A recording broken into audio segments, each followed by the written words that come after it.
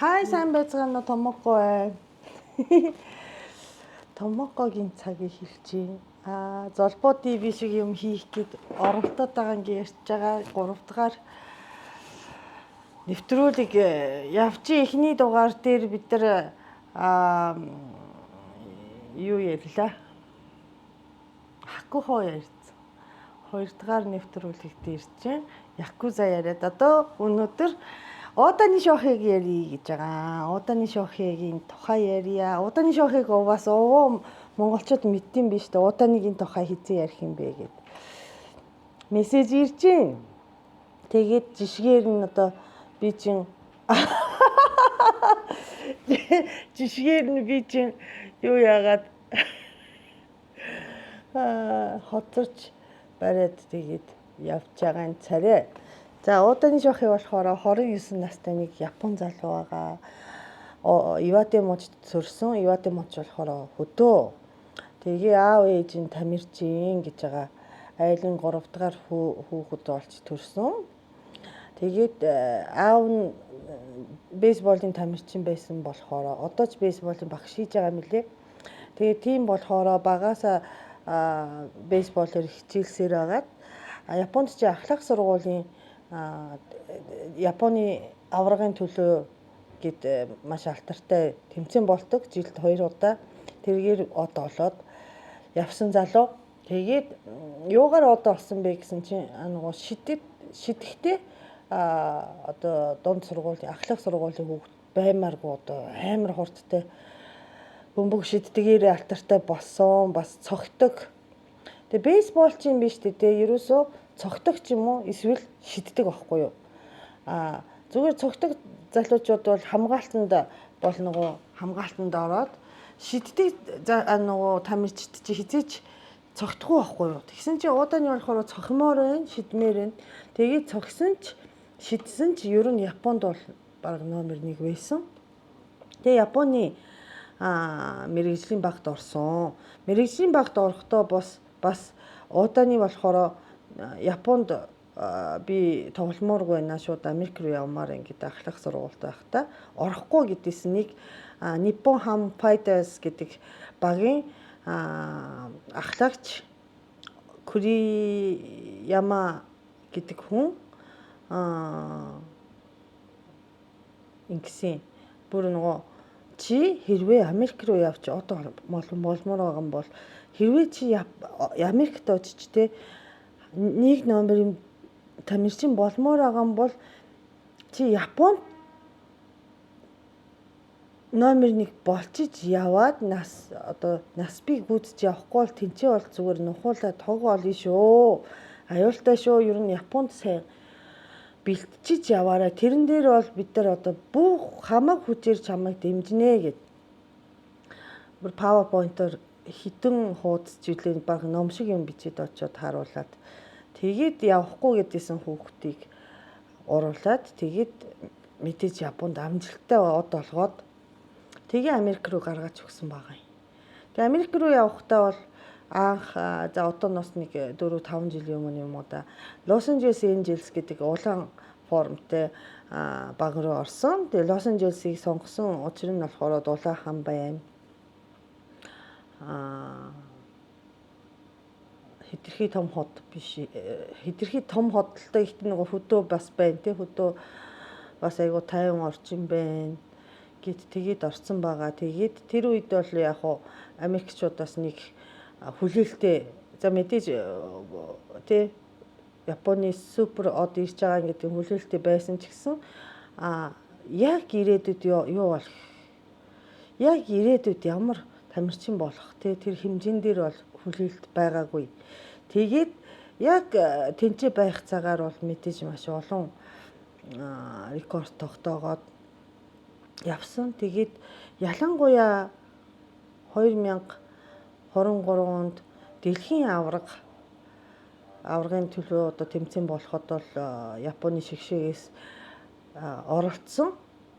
Тэгэхэд бол Японд төрөөлөхэд хамгийн том үүрэг гүйцэтгэсэн Уданы байсан юм аа. Тэгээд Уданыг те одоо Японоос явуулсан бид нар фэнүүд ч одоо бүгдээр Уданы үнэхээр мундаг болчих, үнэхээр гоё тамирчин болчих гэдэг маш тийм олон хүмүүсийг баярлуулж, маш олон охид бүсгүүчүүдийн краш олж явсан жил гаруй өмнө.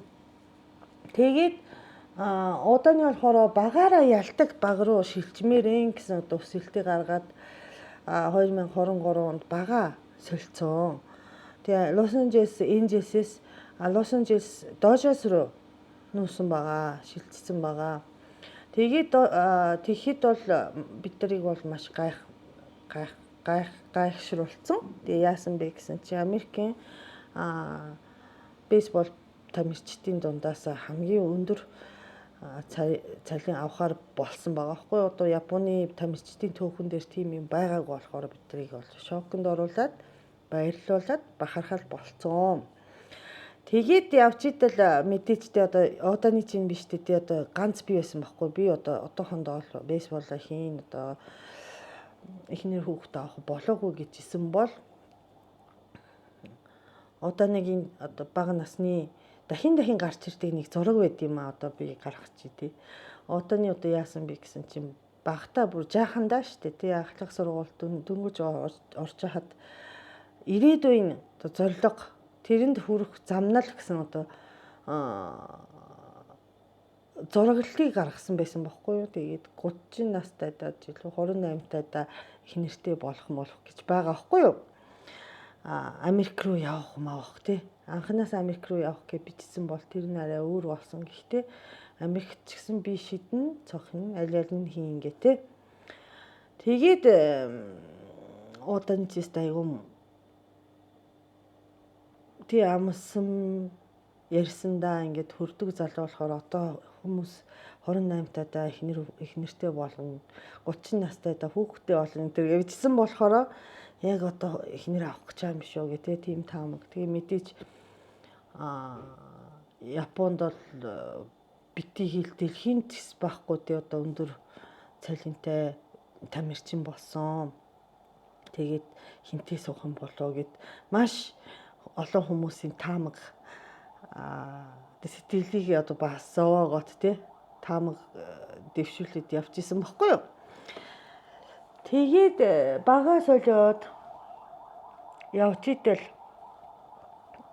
энэ оны 2024 оны 3 дугаар сард гинтхийн удааны өөрийнхөө Instagram пэйж дээр би эхнэр авсан. Миний эхнэр болохоор энгийн Япон хүн байгаа. Тэгээд нэг нохойд хичээдэг байсан. Тэгээд нэг нохойтой хоёр хүний бидний гэр бүл одоо цаашдаа хүчээ нийлүүлж баг болж явна гэсэн тийм мессеж өгсөн. Дэмждэг хүмүүст баярлалаа энэ гэтэй. Тэгээд энгийн хүн гинэ гэд хэрэн хийм бол гэд явж байгаа байхгүй хүмүүс ингээд бүр ямар хүнтэй сууж байна нэ гэд ерөөсө мэдээлэл өгөөгүй. Тэгснээ бас нөгөө манай японочууд ч гэсэн амар одоо тий намайг хүмүүс тагнуул гэдэг бол би бас нэрээ юу ч биш гэт хүмүүс амар юм а. Тэгээ ингээд нөгөө ингэж байгаа байхгүй бараг энэ охин мөндөө гэсэн хүнийг гаргаад ирсэн байхгүй хэдэн хүмүүс. Тэр нь яасан бэ гэсэн чинь 2023 оны намар зодог таярсан сагсан бөмбөгний тамирчин байна Мамико гэдэг юм а гэд. Гинтхэн зодог таярсан яг тамирчны хувьд айгүй гоё явж исэн чинь гинт зодог тайлаад тэр үед яагаад зодог тайлж байгаа юм бэ гэсэн асуултанд хариулаагүй. Тэгээ найзууд нь хүртэл ингээд хаашаа явсан юу хийж байгааг нь мэдэхгүй. Тэгээ удааныгийн нөгөө залуудаа ярьжсэн ямар эмэгтэй хүнтэй суумаар юм гэсэн тэгээд өндөр хүүхэнтэй суумаар ингэж ярьжсэн байхгүй юу?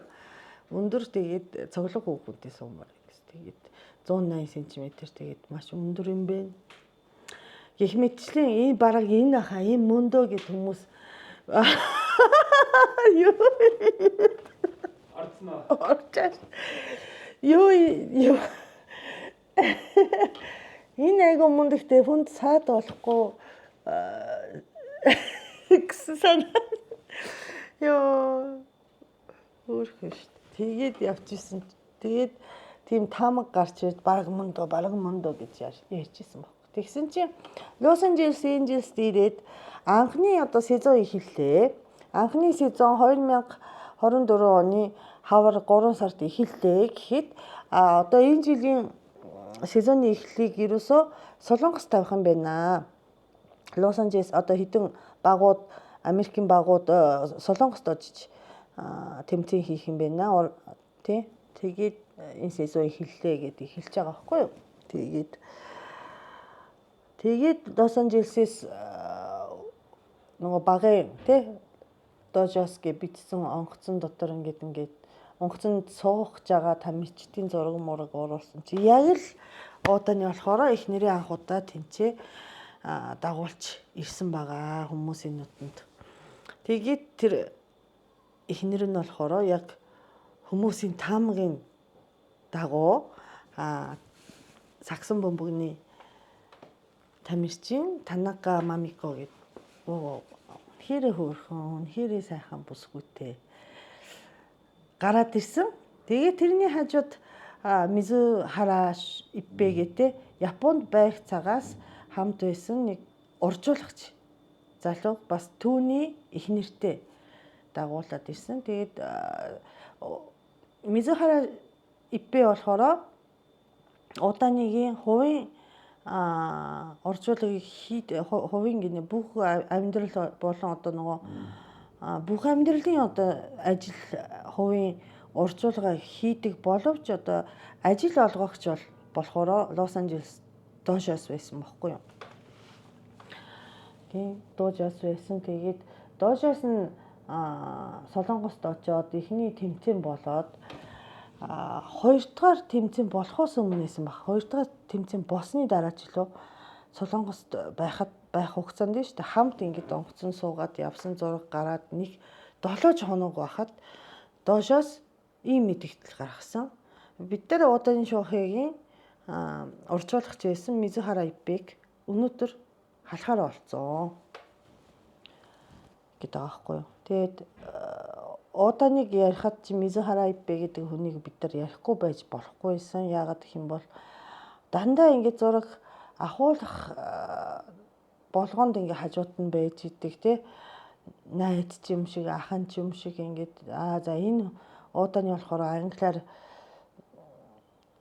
ойлгож ярьдаг болсон бах мэдээж 4 5 жил болсон юм чи. Тэгсэн ч гэсэн яг нөгөө өөрийнхөө хүслийг ярихдаа бол дандаа өөрийнхөө одоо өөрийгөө илэрхийлэхэд бол дандаа тэр Мизухара Иппегээр дамжуулж англиар ярьдаг байсан бол тэр хүнийг одоо халлаа гингуудаа Японд даяар ингээ шоконд орж байгаа байхгүй. Яагаад удааны шоухи зүгээр үү?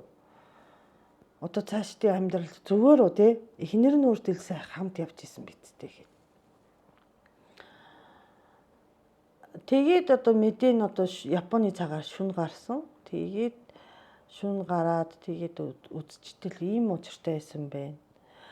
Удааны шоухиг бол бүр хар залуугаасаа одоо нөгөө Nippon Ham Fighters Японд тоглож байгаа үеэс мөнгө ерөөсөө өрдөггүй зардаггүй. Ерөөсөө хэрэгтэй гэсэн юм айтна, биенд сайн гэсэн юм айтна, булчинтэй болон гэсэн юм айтна, илүү юм өсдөггүй. Хүүхэнд явдаггүй. Үнтэй юм хэрэгэлдэггүй. Гэх мэтчлэн те. Тэгээ одоо юу энэ бурхан юм уу одоо тийм их мөнгөтэй байж байгаад тийм одоо тийм гинтэн одоо нөгөө баян болчаад ч одоо тэрийг зарахгүй гэж юу байд юм бэ гэ хүмүүс гайхаад яг харамсалтайгаар тэрийг батлах тийм хэрэг явдал болцсон байгаамаа. Тэгээ юу болсон бэ гэхээр тэр Мизухара Иппе гэдэг оржуулагч бол хувийн болгон тэгээ альпны оржуулгыг хийдэг байсан. Удааны шоухийн бүх амьдралыг мэддэг, бүх гэрээг мэддэг, тэгээ бүх дансыг нээхэд одоо хамт явж гарын үсэг зурхад хамт явж тэ оржуулагчийн гарын үсэг хүртэл зураад явж исэн хүн баг ингээ нууц үгмэг хүртэл мэддэг байсан байгаа байхгүй юу. Тэгсэн чинь Мизухара Иппе болохоор яг одоо шуудхан хэлэхэд удааны шоухийн огт гар хүрдэггүй байсан. Тэр нь амар инээдтэй. Огт гар хүрдэггүй, уудааны шоухыг шагаад ч үздэггүй нэг данс байсан байна л да. Тэр нь юу вэ гэхээр Лос Анжелес Энжелст байхад цалин авдаг байсан. Данс. Тэгээ цалинг авчаад юусоо хэрэглэхгүй. Тэгээ дансыг хардггүй. Тимдээ ч юм уу тэгээд уудааны шоухыг юусоо 3-4 жилийн турш тэрийг анзаарахгүй байсан. Тэрнээс хит удаа хулгай хийсэн байна. Тэр хэмжээ болохоор бас овоо байсан шүү нэрээ. Нэг 10 хэдэн сая доллар ч лөө. Тий, 10 хэдэн сая долларыг хусчаад тэгээ юунд хэрэгсэн бэ гэсэн чинь мөрөдөө тоглоомд оруулсан байгаа байхгүй. Тэгээ алдсан.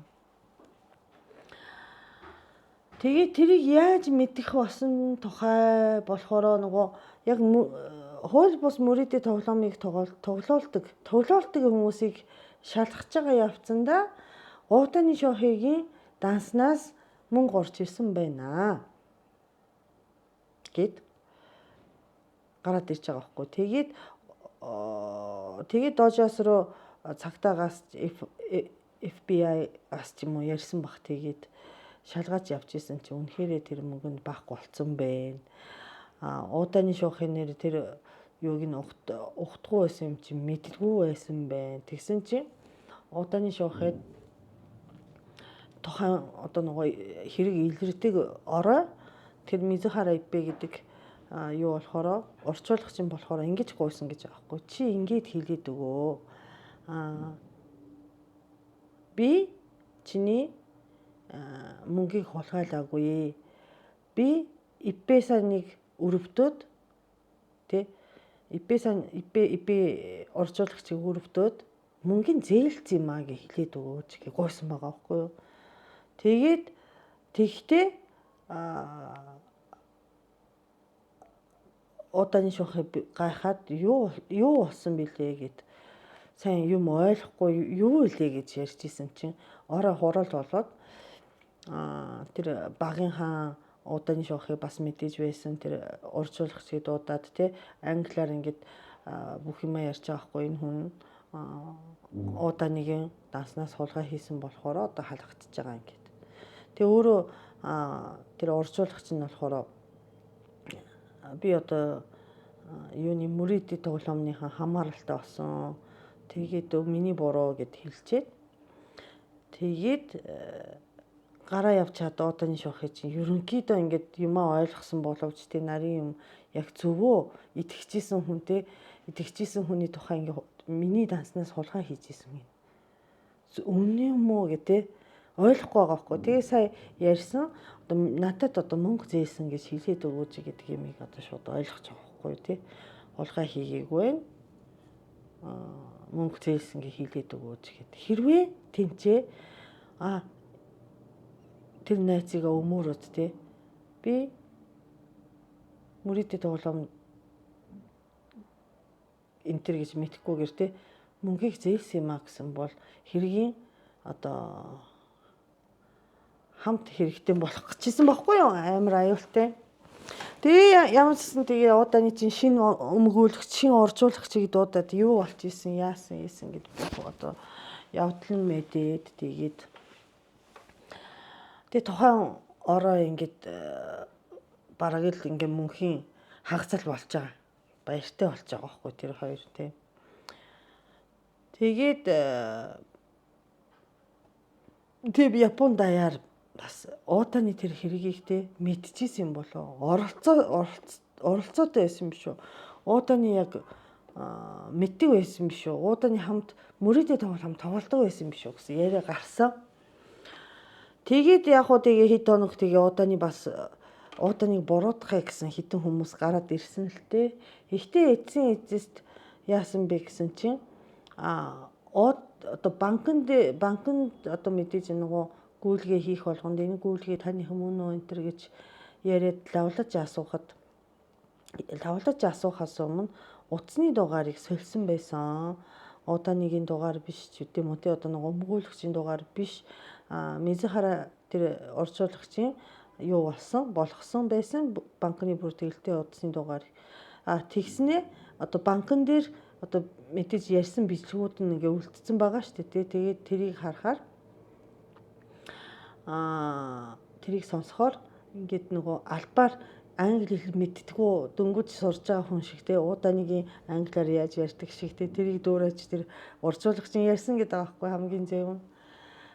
Тэгээ бас нөгөө гар утсыг ухаад утсан чинь FBI-гийн мэдээлэл лөө нэг юуны мэдээлэл лээ ухаж үзсэн чинь нөгөө мөрөдө тоглоомны өрийг одоо нэгж байгаа хүмүүс шүү дээ тоглуулагч нар тетраасаа ингээд нөгөө Мизухара уржуулагч руу мессеж ирсэн байсан. Тэр нь юу вэ гэхээр энд юу байна? Удааны шоухыг харагдаад байна. Чиний юу хийснийг ярьж болох юм уу? Эсвэл удааныгаас бид нар мөнгө авчих юм уу гэдэг тийм одоо мессеж хүртэл байсан гэж байгаа байхгүй. Тэгээд гих мэтчлийн тийм одоо нөгөө баримтууд гарч ирээд удааны одоо тэр хэрэгэнд бол оролцоогүй гэсэн сайхан батлагдсан л та. Тэгээд яг удааны бол явж илэн одоо хүртэл одоо ч гэсэн явж илэн. Тэгээд одоо сезон эхлээд те одоо сар гаруй болсон. Үнэхээр энэ сезонд бас маш их хүчтэй явж байгаа. Гар дээр жаахан гэмтэл авсан болохоор шидэхгүй байгаа боловч цохилтоор бол овоо гайгүй дээгүүр явж байгаа. Тэгээ удааны шуухи гэдэг ийм залуу байдیں۔ Тэгээ хүмүүс миний хамгийн үзэх дуртай спорт бол яалтчгүй сумо, жудо, тэгээд бейсбол байгаа байхгүй. Багийн тоглолтын дотор бол бейсболд хамгийн дуртай. Тэгээд монголчуудаас бейсболыг сонирхосоо гэж бодож байгаа. Тэгээд хэдүүлээ хамт бейсболоо үзцгээе. За надтай хамт байсан та бүхэнд баярлалаа. Тэгээд дараагийн сэдв юу хийх вэ те? Японы порно хүмүүс асуудаг шүү дээ. Порногийн түүхийг ярих уу гэж бодож байна. Тэг юм ярьж болно шүү дээ. Тэгээ бас өөр сэдв юу вэ? Эцэг хааны тухай ярьж болж байна. Японтой холбоотой Япон хүний тухайтай юм одоо ярилцаад явъя гэж бодож байна. Тэгээд таалагдсан бол good товчийг дараарай. Дараагийн дугаарыг заавал үзье гэсэн хүн бол subscribe хийгээрэй. Үзсэн та бүхэнд баярлалаа. Томоогүй баярлалаа. Bye.